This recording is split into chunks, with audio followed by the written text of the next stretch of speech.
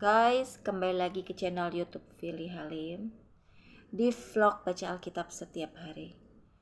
Hari ini kita akan lanjutkan bacaan kita yang kemarin di 2 Samuel pasal 13 sampai 16 ya guys. Sebelumnya kita mau berdoa. Tuhan, terima kasih Tuhan buat pagi hari ini. Sebentar kami ingin membaca firman-Mu Tuhan. Kau berikan hati kami Tuhan, pikiran kami agar mengerti dan juga diberikan fokus Tuhan untuk membaca firman-Mu ini, dan juga Kau berikan kami juga pengertian akan firman-Mu ini. Terima kasih Tuhan, haleluya, amin. Amin. Bapak Ibu Saudari, kita akan mulai baca Alkitab kita di pasal 13 mengenai tentang Amnon dan Tamar. Sesudah itu terjadilah yang berikut. Absalom bin Daud mempunyai seorang adik perempuan yang cantik, namanya Tamar, dan Amnon bin Daud jatuh cinta kepadanya. Hati Amnon sangat tergoda, sehingga ia jatuh sakit karena Tamar, saudaranya itu. Sebab anak perempuan itu masih perawan, dan menurut anggapan Amnon mustahil untuk melakukan sesuatu terhadap dia. Amnon mempunyai seorang sahabat bernama Yonadab, anak Simea, kakak Daud. Yonadab itu seorang yang sangat cerdik. Katanya kepada Amnon, "Hai anak raja, mengapa engkau demikian merana setiap pagi? Tidakkah lebih baik engkau memberitahukannya kepadaku?" Kata Amnon kepadanya, "Aku cinta kepada Tamar, adik perempuan Absalom, saudaraku itu." Lalu berkatalah Yonadab kepadanya, "Berbaringlah di tempat tidurmu dan berbuat pura-pura sakit. Apabila ayahmu datang menengok engkau, maka haruslah engkau berkata kepadanya, 'Izinkanlah adikku Tamar datang memberi aku makan.' Apabila ia menyediakan makanan di depan mataku, sehingga aku dapat melihatnya, maka aku akan memakannya dari tangannya." Sesudah itu berbaringlah Amnon dan berbuat pura-pura sakit. Ketika raja datang menengok dia, berkatalah Amnon kepada raja, "Izinkanlah adikku Tamar datang membuat barang 2 kue di depan mataku, sehingga aku memakannya dari tangannya." Lalu Daud menyuruh orang kepada Tamar ke rumahnya dengan pesan, "Pergilah ke rumah Amnon, kakakmu, dan sediakanlah makanan baginya." Maka Tamar pergi ke rumah Amnon, kakaknya yang sedang berbaring-baring. Lalu anak perempuan itu mengambil adonan, meremasnya dan membuat kue di depan matanya. Kemudian dibakarnya kue itu. Sesudah itu gadis itu mengambil kuali dan mengeluarkan isinya di depan Amnon. Tetapi ia tidak mau makan. Berkatalah Amnon, "Suruhlah setiap orang keluar meninggalkan aku." Lalu keluarlah setiap orang meninggalkan dia. Lalu berkatalah Amnon kepada Tamar, "Bawalah makanan itu ke dalam Bawalah makanan itu ke dalam kamar, supaya aku memakannya dari tanganmu." Tamar mengambil kue yang disediakannya itu, lalu membawanya kepada Amnon kakaknya ke dalam kamar. Ketika gadis itu menghidangkannya kepadanya supaya ia makan, dipegangnyalah gadis itu dan berkata kepadanya, "Marilah tidur dengan aku, adikku." Tetapi gadis itu berkata kepadanya, "Tidak, kakakku, jangan perkosa aku, sebab orang tidak berlaku seperti itu di Israel. Janganlah berbuat noda seperti itu. Dan aku, kemanakah aku bawa kecemaranku? Dan engkau akan dianggap sebagai orang yang bebal di Israel. Oleh sebab itu, berbicaralah dengan raja, sebab ia tidak akan menolak memberikan aku kepadamu." Tetapi Amnon tidak mau mendengarkan perkataannya, dan sebab ia lebih kuat daripadanya, diperkosanyalah dia, lalu tidur dengan dia. Kemudian timbullah kebencian yang sangat besar pada Amnon terhadap gadis itu, bahkan lebih besar benci yang dirasanya kepada gadis itu daripada cinta yang dirasanya sebelumnya. Lalu Amnon berkata kepadanya, "Bangunlah, nyala." Lalu berkatalah gadis itu kepadanya, "Tidak kakakku, sebab menyuruh aku pergi adalah lebih jahat daripada apa yang telah kau lakukan kepadaku tadi." Tetapi Amnon tidak mau mendengarkan dia.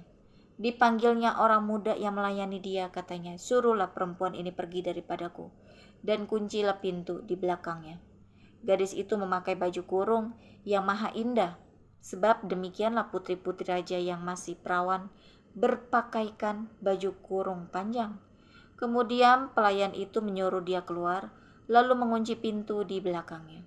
Lalu Tamar menaruh abu di atas kepalanya, mengoyakkan baju kurung yang maha indah yang dipakainya, meletakkan tangannya di atas kepalanya, dan pergilah ia sambil meratap dengan nyaring. Bertanyalah Absalom kakaknya kepadanya, "Apakah Amnon kakakmu itu bersetubuh dengan engkau?" "Maka sekarang, adikku, diamlah saja. Bukankah ia kakakmu? Janganlah begitu memikirkan perkara itu." Lalu Tamar tinggal di rumah Absalom, kakaknya itu, seorang diri. Ketika segala perkara itu didengar Raja Daud, sangat marahlah ia. Dan Absalom tidak berkata-kata dengan Amnon, baik tentang yang jahat maupun tentang yang baik. Tetapi Absalom membenci Amnon, sebab ia telah memperkosa Tamar, adiknya. Amnon dibunuh, Absalom melarikan diri.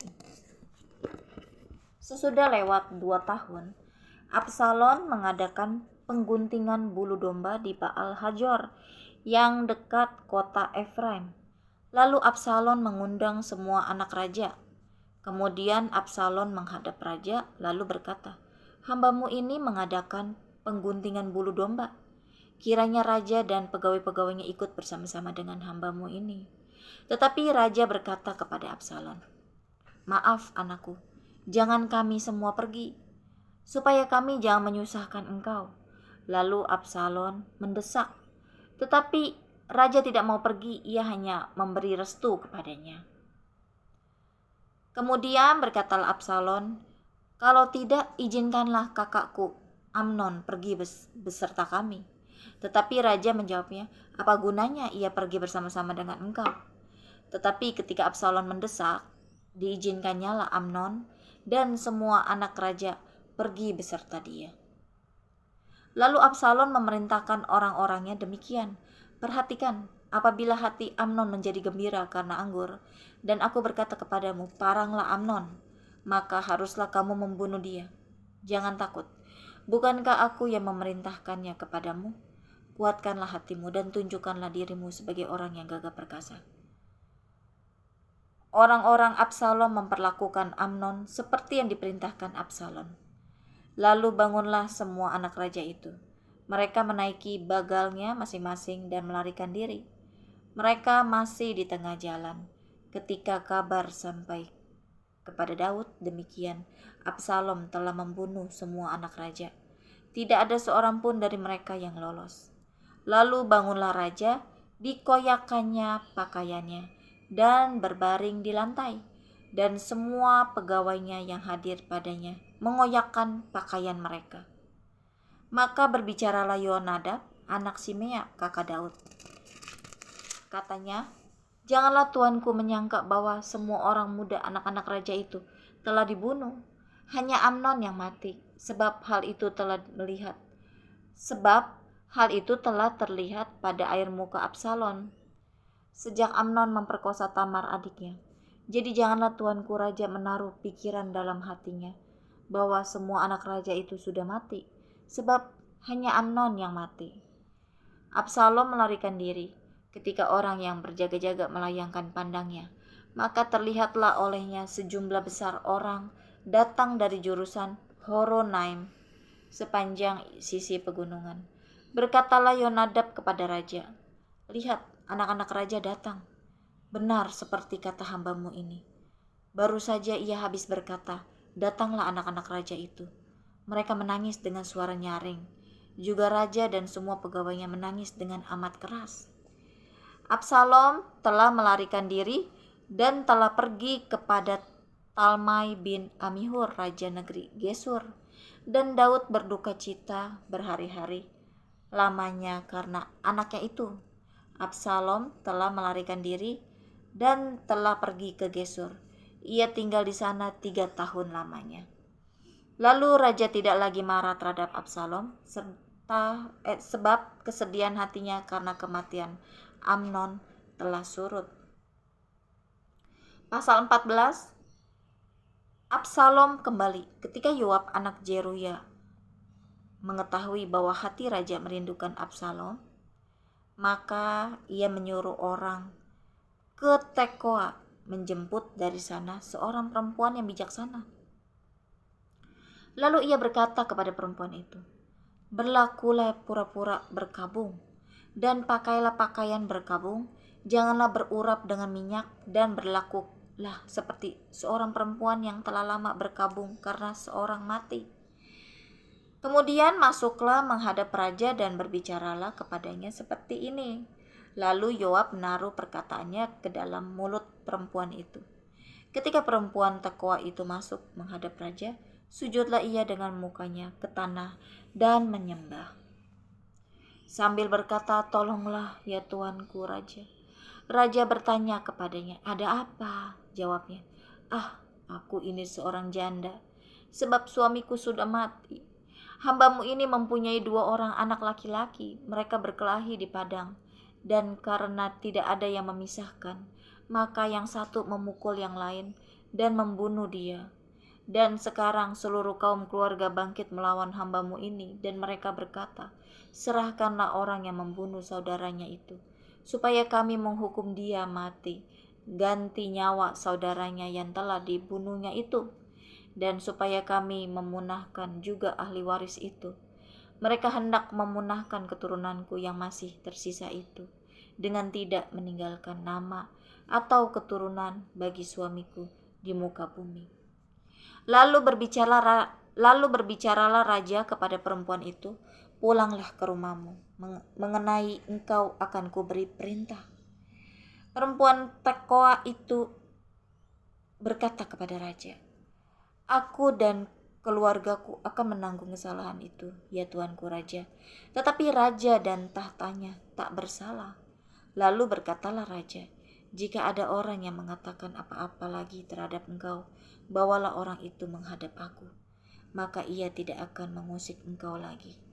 Kata perempuan itu, 'Kiranya raja ingat kepada Tuhan Allahmu, supaya ia penuntut tebusan darah, jangan terlalu banyak menimbulkan kemusnahan, dan supaya mereka jangan memunahkan anakku itu.' Lalu berkatalah raja, 'Demi Tuhan yang hidup, sehelai rambut pun dari kepala anakmu itu takkan jatuh ke bumi.'" Maaf ya Bapak Ibu, saya mau sambil minum dulu ya.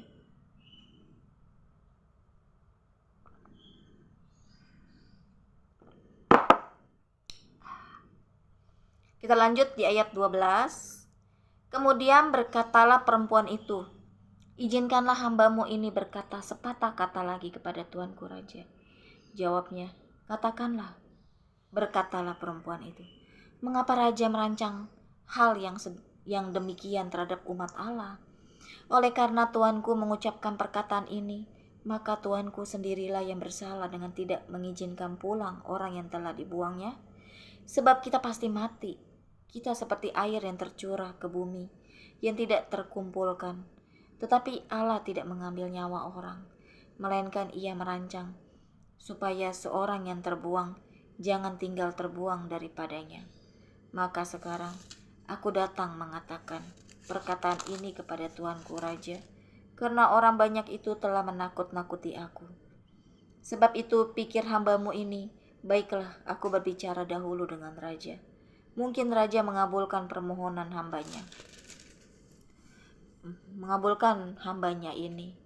Sebab raja akan mendengarkan aku dan akan melepaskan hambanya ini dari tangan orang yang hendak memunahkan aku dan anakku bersama-sama dari milik pusaka Allah. Juga hambamu ini berpikir, perkataan tuanku raja tentulah akan menenangkan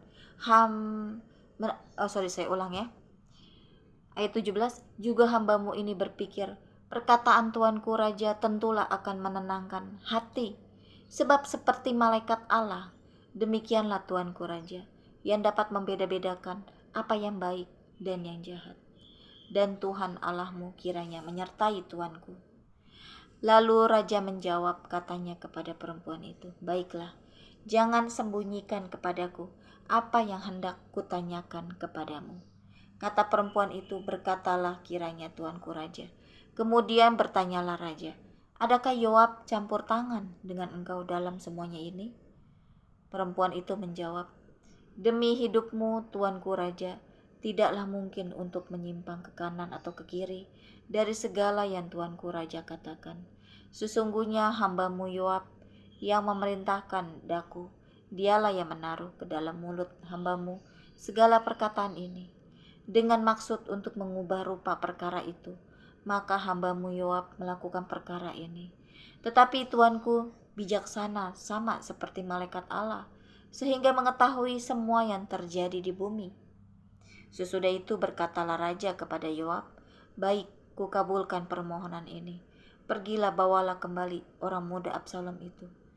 Lalu sujudlah Yoab dengan mukanya ke tanah dan menyembah sambil memohon berkat bagi raja. Dan Yoab berkata, pada hari ini hambamu mengetahui bahwa tuanku raja suka kepada hamba, karena tuanku telah mengabulkan permohonan hambamu ini. Lalu bangunlah Yoab, ia pergi ke Gesur dan membawa Absalom ke Yerusalem.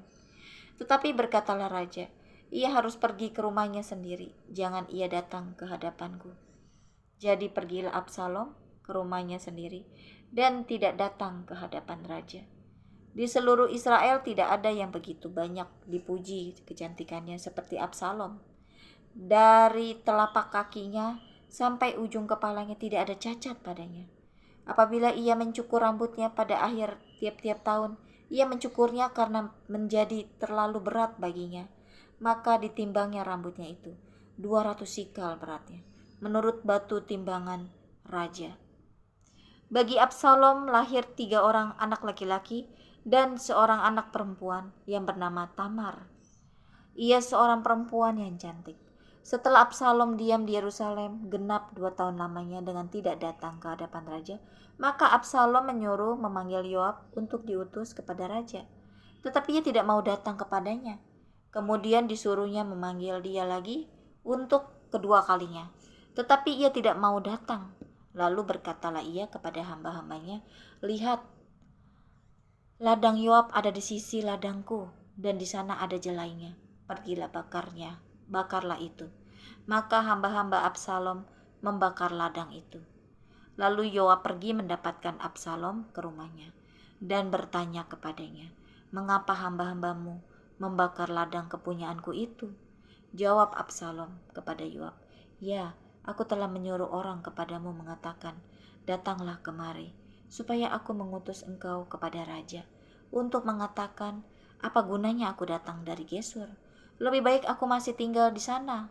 Maka sekarang aku mau datang ke hadapan raja. Jika aku bersalah, biarlah ia menghukum aku mati. Kemudian masuklah Yoab menghadap raja dan memberitahukan hal itu kepadanya. Raja memanggil Absalom dan ia masuk menghadap raja, lalu sujud ke hadapan raja dengan mukanya ke tanah, lalu raja mencium Absalom. Pasal 15, Absalom mengadakan persepakatan gelap. Sesudah itu Absalom menyediakan baginya sebuah kereta serta kuda dan 50 orang yang berlari di depannya. Maka setiap pagi berdirilah Absalom di tepi jalan yang menuju pintu gerbang. Setiap orang yang mempunyai perkara dan yang mau masuk menghadap raja untuk diadili perkaranya, orang itu dipanggil Absalom dan ditanyai, dari kota manakah engkau? Apabila ia menjawab, hambamu ini datang dari suku Israel anu. Maka berkatalah Absalom kepadanya, lihat, perkaramu itu baik dan benar, tetapi dari pihak raja tidak ada seorang pun yang mau mendengarkan engkau. Lagi kata Absalom, sekiranya aku diangkat menjadi hakim di negeri ini, maka setiap orang yang mempunyai perkara atau pertikaian hukum boleh datang kepadaku. Lanjut lagi ya Bapak Ibu, tadi saya ada Ada urusan sebentar, jadi skip ya. Tadi kita baca di sini ya. Saya ulang sedikit ya. Maka setiap orang yang mempunyai perkara atau pertikaian hukum boleh datang kepadaku, dan aku akan menyelesaikan perkaranya dengan adil. Apabila seseorang datang mendekat untuk sujud menyembah kepadanya, maka diulurkannyalah tangannya, dipegangnya orang itu, dan diciumnya. Cara yang demikianlah diperbuat Absalom kepada semua orang Israel yang mau masuk menghadap untuk diadili perkaranya oleh raja. Dan demikianlah Absalom mencuri hati orang-orang Israel. Sesudah lewat 4 tahun, bertanyalah Absalom kepada raja, izinkanlah aku pergi supaya di Hebron aku bayar najarku yang telah kuikrarkan kepada Tuhan. Sebab hambamu ini ketika masih tinggal di Gesur, di Aram, telah bernajar demikian, jika Tuhan sungguh-sungguh memulangkan aku ke Yerusalem, maka aku akan beribadah kepada Tuhan. Lalu berkatalah raja kepadanya, pergilah dengan selamat. Maka berkemaslah Absalom dan pergi ke Hebron. Dalam pada itu Absalom telah mengirim utusan-utusan rahasia kepada segenap suku Israel dengan pesan, segera sesudah kamu mendengar bunyi sangkakala, berserulah Absalom sudah menjadi raja di Hebron. Beserta Absalom turut pergi 200 orang dari Yerusalem, orang-orang undangan yang turut pergi tanpa curiga dan tanpa mengetahui apapun tentang perkara itu. Ketika Absalom hendak mempersembahkan korban, disuruhnya datang Ahitofel, orang Gilo itu, penasihat Daud dari Gilo kotanya. Demikianlah persepakatan gelap itu menjadi kuat, dan makin banyaklah rakyat yang memihak Absalom. Daud melarikan diri dari Yerusalem. Lalu datanglah seseorang mengabarkan kepada Daud, katanya, hati orang Israel telah condong kepada Absalom. Kemudian berbicaralah Daud kepada semua pegawainya yang ada bersama-sama dengan dia di Yerusalem. Bersiaplah, marilah kita melarikan diri, sebab jangan-jangan kita tidak akan luput daripada Absalom. Pergilah dengan segera, supaya ia jangan dapat lekas menyusul kita dan mendatangkan celaka atas kita dan memukul kota ini dengan mata pedang. Para pegawai raja berkata kepada raja, terserah kepada tuanku raja, hamba-hambamu ini siap. Lalu keluarlah raja dan seisi rumahnya mengiringi dia. 10 orang gundik ditinggalkan raja untuk menunggu istana. Maka keluarlah raja dan seluruh orang-orangnya mengiringi dia.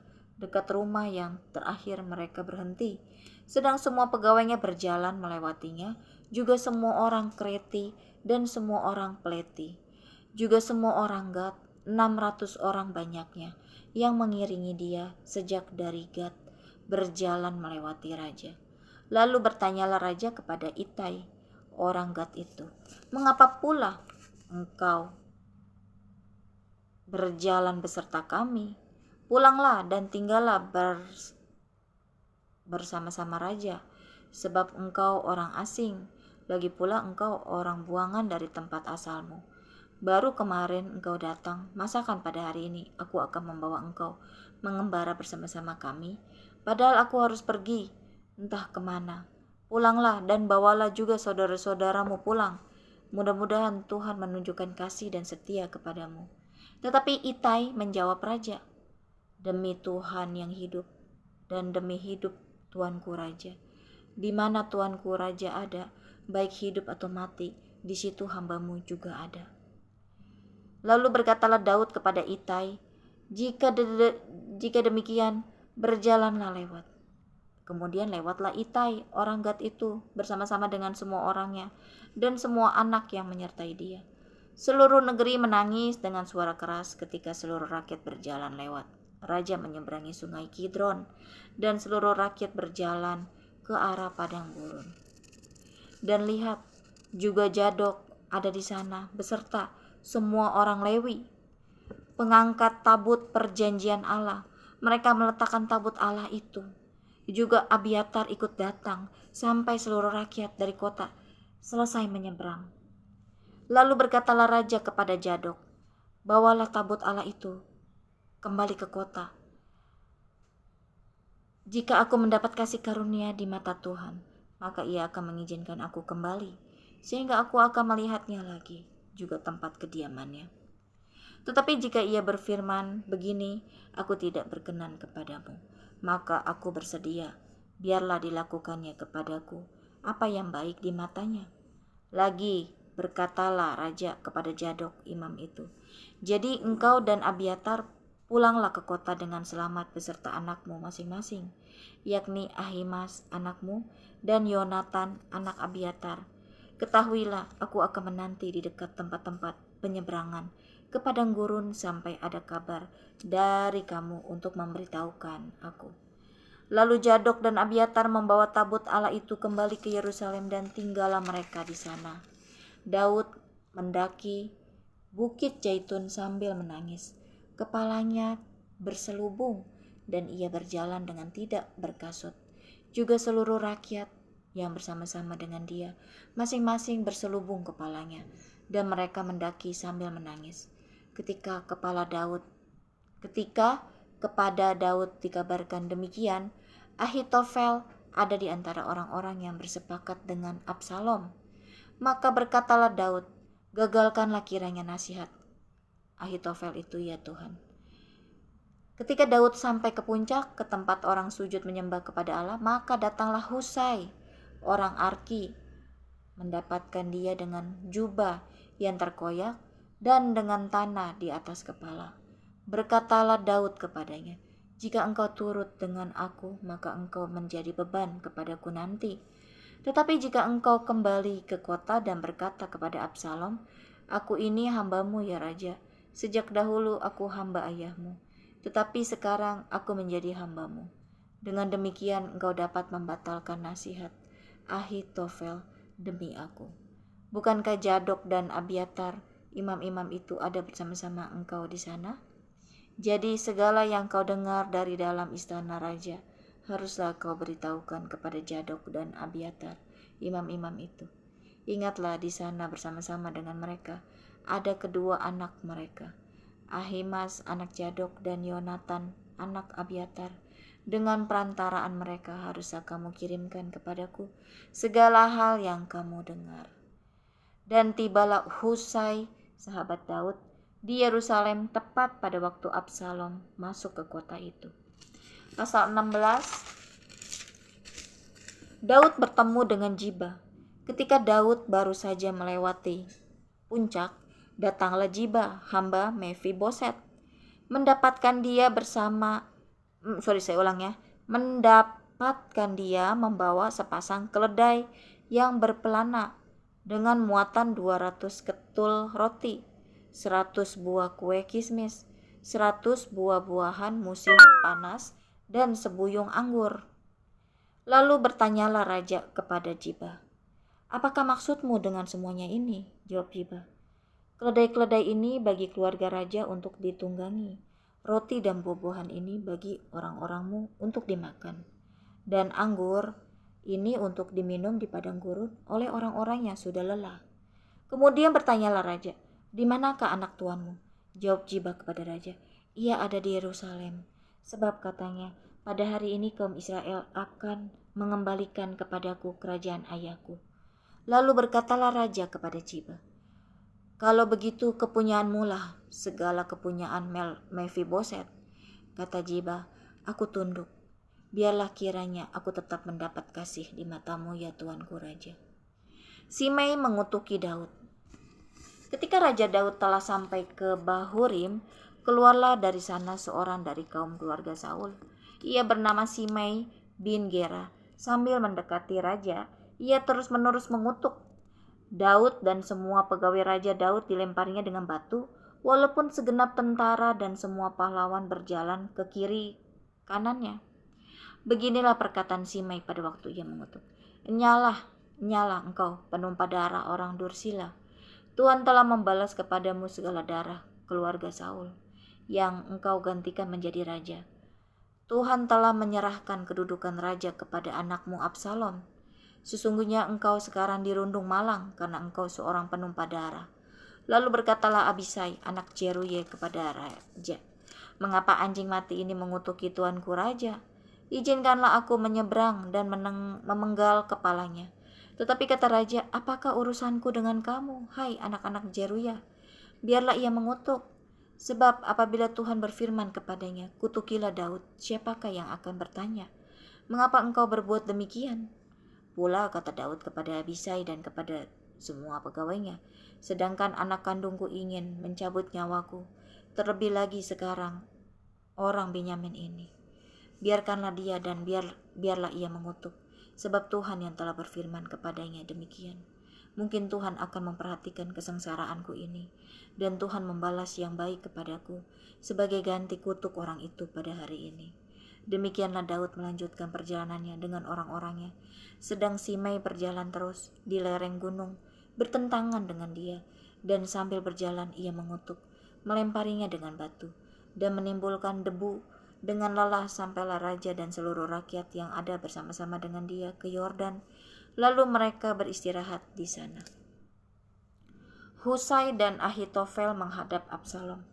Maka Absalom dan seluruh rakyat, orang-orang Israel sampailah ke Yerusalem, dan Ahitofel ada bersama-sama dengan dia. Ketika Husai orang Arki, sahabat Daud itu, sampai kepada Absalom, berkatalah Husai kepada Absalom, "Hiduplah raja, hiduplah raja." Berkatalah Absalom kepada Husai, "Inikah kesetiaanmu kepada sahabatmu? Mengapa engkau tidak pergi menyertai sahabatmu itu?" Lalu berkatalah Husai kepada Absalom, "Tidak, tetapi dia yang dipilih oleh Tuhan dan oleh rakyat ini dan oleh setiap orang Israel.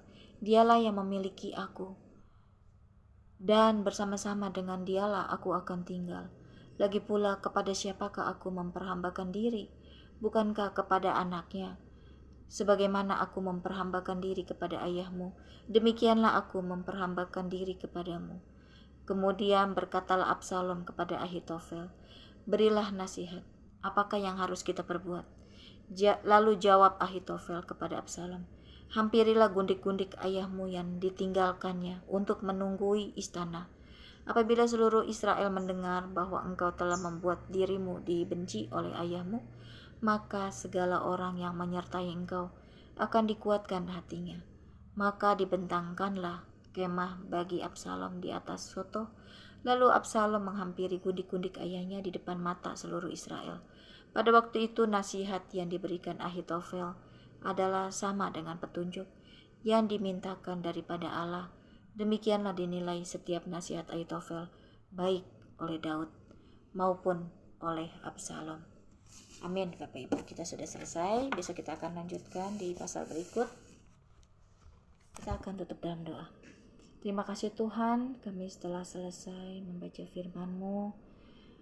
Biarlah Tuhan agar kami terus haus dan rindu akan firman-Mu Tuhan. Terus kami membaca setiap hari dan untuk terus bersatu teduh Tuhan, untuk agar kami mengerti dan kami menghidupi dan diberikan urapan ketika kami membaca firman-Mu Tuhan. Kami percaya Tuhan firman-Mu ini Tuhan, ketika kami membaca firman-Mu, Engkau bekerja pada hidup kami Tuhan, dan Engkau menjamah kami Tuhan. Terima kasih Tuhan, haleluya, amin.